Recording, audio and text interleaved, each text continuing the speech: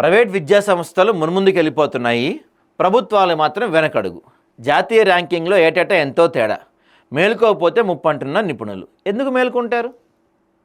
అసలు ఎందుకు మేలుకుంటారని అడుగుతున్నా. ఇప్పుడు ప్రభుత్వ ఈ విద్యా సంస్థల్ని బలోపేతం చేయడం వల్ల ఎవరికి ఉపయోగం? పేద విద్యార్థులకి, మధ్యతరగతి విద్యార్థులకి ఉపయోగం. వాళ్ళ వల్ల ఏం ఉపయోగం? అదే ఈ ప్రైవేట్ వాటిని డెవలప్ చేస్తే ప్రైవేట్ వాళ్ళు గవర్నమెంట్కి ముష్టేస్తారు. నేను ఒక్క కాంగ్రెస్ని అంటలేదండి. బీఆర్ఎస్ఆ, బీజేపీయా, గతంలో టీడీపీయా, లేకపోతే రేపు ఇంకో పార్టీ వస్తే ఆ పార్టీ, ఎవరన్నా వాట్ ఎవర్, ప్రభుత్వాలు అన్నీ కూడా ఇంతే.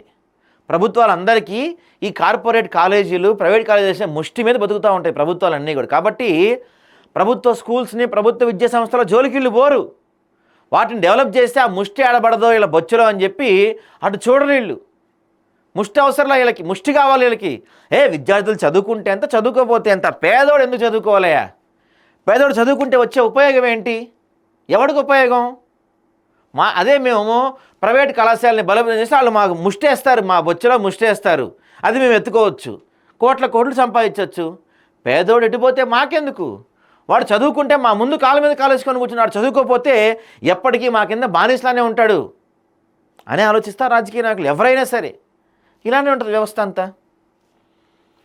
చూడండి, ఇంజనీరింగ్లో దేశంలోని కొన్ని ప్రైవేట్ విద్యా సంస్థల ర్యాంకులు ఇలా ఉంటే, బిట్స్ పిలాని 2019లో 25 ర్యాంక్ ఉంది, ఇప్పుడు 11కి వచ్చింది. ఇవి ప్రైవేట్వి అండి, ఇవన్నీ అవి ప్రభుత్వ విద్యా సంస్థలు, ఇవి ప్రైవేట్వి. సో ఎస్ఆర్ఎంఏ గతంలో 30 అంటే ఇప్పుడు 14 ర్యాంక్ వచ్చింది. విట్ అంతకుముందు 18 అంటే ఇప్పుడు 16కి వచ్చింది. శిక్షా ఓ అనుసంధానం గతంలో 30 నుంచి 22కి వచ్చింది. థాపర్ అనేది గతం 23 ఇప్పుడు 29. కేఎల్ అంట అంతకుముందు 52 ఇప్పుడు 35. కళింగ ఇవన్నీ యూనివర్సిటీలు కదా, అంతకుముందు 48 నుండి ఇప్పుడు 36. లవ్లీ ప్రొఫెషనల్స్ అంటండి, ఇది అంతకుముందు 125 ఉంటే ఇప్పుడు 48. వీళ్ళు ఎవరు బాగా పర్ఫామ్ చేశారు. విజ్ఞాన్ గతంలో 107 ర్యాంక్ ఉంటే ఇప్పుడు 80 ర్యాంక్ వచ్చింది. ఎస్ఆర్ వర్సిటీ అప్పట్లో యూనివర్సిటీ కాదంటే ఇప్పుడు యూనివర్సిటీ అయింది, 91 ర్యాంక్ వచ్చింది వాళ్ళకి. ఇదే వెరాజ్ మన ప్రభుత్వమే చూద్దాం. మన ప్రభుత్వ విద్యా సంస్థలు చూస్తే ఐఐటిహెచ్ అంతకుముందు మనం 8వ ర్యాంక్ ఉండేవాళ్ళం, ఇప్పుడు 7వ ర్యాంక్ వచ్చాం. ఇది ఒకటి సూపర్, బాగానే పర్ఫామ్ చేసింది. ఇక ఎన్ఐటి వరంగల్ అప్పుడు 26 ర్యాంక్ ఉంటే ఇప్పుడు 28కి వచ్చింది. ఇక అసలు చూసారా, ఐఐటి తిరుపతి హెచ్సియులకు 2019లో అసలు టాప్ 200లో ప్లేస్ లేదంటే ఇప్పుడు ఎటువంటి ప్లేస్ వచ్చిందిలేండి, 57కి వచ్చింది, 74కి వచ్చింది కనీసం. ఇక ఆంధ్ర వర్సిటీ కళాశాల గతంలో 59 అంటే ఇప్పుడు 88కి వెళ్ళింది. జేఎన్టీహెచ్ గతం 40 అంటే ఇప్పుడు 94కి వచ్చింది. ఓయూ అంతకుముందు 83 ఉంటే ఇప్పుడు 150కి వెళ్ళింది. శ్రీ వెంకటేశ్వర వర్సిటీ అంతకుముందు 89 అంటే ఇప్పుడు ఏకంగా 300కి వెళ్ళిపోయిందంటండి. 201 నుంచి 300 మధ్యలోకి వెళ్ళిపోయిందంట. సూపర్ పర్ఫార్మెన్స్ చేసినాయి కదా ఇవన్నీ. ఓయూ ఒకటి, వెంకటేశ్వర వర్సిటీ ఒకటి, జేఎన్టీహెచ్ ఒకటి, ఈ 3 అద్భుతమైన పర్ఫార్మెన్స్ చేసినాయి. మరి ఎందుకు చేసినాయి ఇంత పర్ఫార్మెన్సు? ఇంత నీచంగా ఆ కళాశాల ఎందుకు పడిపోయినాయి అంటే, సరైన ప్రొఫెసర్ ఉండడు, సరైన వీసీ ఉండడు, సరైన ఫెసిలిటీస్ ఉండవు, ఏముండవు అక్కడ. ఎందుకు ఉంటాయి? ఎవరు డబ్బులు ఇస్తారు వాటికి? బడ్జెట్ ఎక్కడి నుంచి వస్తుంది వాటికి? బడ్జెట్లో పెట్టంగా మనం, అసలు వాటి చూడంగా మనం. కేంద్ర విద్యాశాఖ ఏటా ఇచ్చే జాతీయ ర్యాంకులలో ప్రైవేట్ డీమ్డ్ విశ్వవిద్యాలయాలు, విద్యా సంస్థలు తమ స్థానాన్ని గణనీయంగా మెరుగుపరుచుకుంటున్నాయి. కేంద్ర రాష్ట్ర విద్యా సంస్థలను కిందకు నెట్టి పైకి ఎగబాగుతున్నాయి. 2019లో విశ్వవిద్యాలయ విభాగంలో తొలి 20 ర్యాంకుల్లో కేవలం 5 ప్రైవేట్ విద్యా సంస్థలు ఉండగా 25లో 10 సంస్థలు చోటు దక్కించుకున్నాయి. ఇలా పలు విభాగాల్లో ప్రైవేట్ విద్యా సంస్థలు ర్యాంకింగ్ కోసం తీవ్రంగా పోటీ పడుతూ ఉన్నాయి. కానీ మన ప్రభుత్వం మాత్రం అంత కష్టపడదలేండి, అలాంటి చేయరు మనోళ్ళు. టాప్ 100లో 44 ప్రైవేట్వే ఉన్నాయంట. కేంద్ర ప్రభుత్వం ఎన్ఐఆర్ఎఫ్ పేట 2016 నుంచి దేశంలో విద్యా సంస్థలకు ర్యాంకింగ్లు ఇస్తుంది.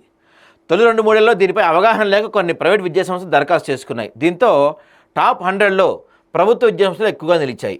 ఇప్పుడు ప్రైవేట్ విద్యా సంస్థలు ర్యాంకింగ్ల కోసం తీవ్రంగా పోటీ పడుతున్నాయి. వర్సిటీల కేటగిరీలో 2019లో తొలి 100 ర్యాంకుల్లో 33 ప్రైవేట్ డీమ్డ్ వర్సిటీలు ఉండగా 2025లో ఆ సంఖ్య 44కు పెరిగింది.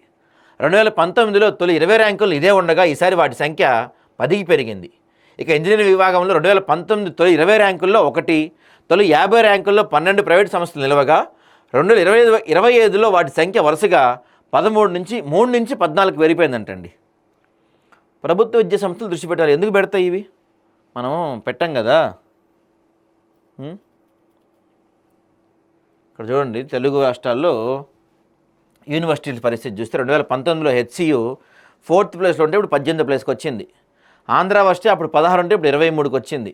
స్విమ్స్ అసలు స్విమ్స్ టాప్ 200లో లేదంటండి. 2019లో 77వ ప్లేస్లో ఉన్నాయి స్విమ్స్, ఇప్పుడు టాప్ 200లో లేదంట. ఓయూ అంతకుముందు 26 ఉంటే ఇప్పుడు 30. మన ప్రొఫెసర్ జయశంకర్ వర్సిటీ అయితే అసలు టాప్ 200లో లేదంట, అంతకుముందు 79 ర్యాంక్ ఉంది. ట్రిపుల్ ఐటీ 82 అంటే ఇప్పుడు 55. ట్రిపుల్ ఐటీ ఒకటి బాగానే వచ్చింది. JNTU నాగార్జున అంతకుముందు టాప్ 200లో, ఇప్పుడు మాత్రం 81, 84 వచ్చాయి. ఎస్వి యూనివర్సిటీ మాత్రం ఇప్పుడు 48 నుంచి 150కి చేరుకుంది. గుడ్ గ్రోత్ కదా. అసలు కారణం ఏంటంటే జాతీయ అంతర్జాతీయ స్థాయిలో ప్రతిష్ట పెంపొందించుకొని ప్రవేశాలను పెంచుకునే దిశగా ప్రైవేట్ విద్యా సంస్థలు తీవ్రంగా కృషి చేస్తున్నాయి. ప్రాంగణ నియామకాలు కానీ, అంటే ప్రాంగణ నియామకాలు అంటే ఈ క్యాంపస్ ఇంటర్వ్యూస్ కావచ్చు, లేకపోతే అధిక మధ్యగత వార్షిక వేతన ప్యాకేజీలు పోటీ పడుతున్నాయి. ర్యాంకింగ్కి అవసరమైన కొలమానాలు, వాటిలో స్కోర్ పెంచుకునే తీసుకోవాల్సిన చర్యలపై ప్రధానంగా దృష్టి పెడుతున్నాయి. అధ్యాపకుల నుంచి పరిశోధన పత్రాలు, స్టార్టప్ల కోసం పెద్ద మొత్తంలో నిధులు కూడా ఇస్తున్నాయంట. పేటెంట్లు పెంచుకుంటున్నాయి. ప్రభుత్వ విద్యా సంస్థలు ఈ విషయాలను తీవ్రంగా పరిగణించడం లేదు. వాటిలో అధ్యాపకుల ఖాళీల భర్తీకి మౌలిక వసతులు కల్పించేందుకు కేంద్ర ప్రభుత్వాలు చర్యలు తీసుకోవాలి. వర్సిటీలు మేల్కొనకపోతే ర్యాంకింగ్లో వెనుకబడతాయి. ఫలితంగా ఉత్తమ విద్యార్థులు దూరం అవుతారు. కావాల్సింది అదే. కావాల్సింది ఏంటి? అలా ర్యాంకింగ్లు 200కి, 300కి, 500కి, 1000కి వెళ్ళిపోవాలి. మెల్లమెల్లగా మూతపడాలి. అప్పుడు ప్రైవేట్ వర్సిటీలకి చక్కగా వాళ్ళు వేసే ఇంకా ఎక్కువ ముష్టి వస్తుంది, ఎక్కువ ముష్టి ఎత్తుకోవచ్చు ప్రభుత్వాలు. కేంద్ర ప్రభుత్వమైనా రాష్ట్ర ప్రభుత్వమైనా ఇదే. విద్యా సంస్థలు అంటే అంత చిన్న చూపు అనమాట. మనకి లెక్కలు చెప్తున్నాయి ఇవన్నీ, నేను చెప్తున్నాయి కాదు, గణాంకాలు చెప్తున్నాయి చాలా క్లియర్గా.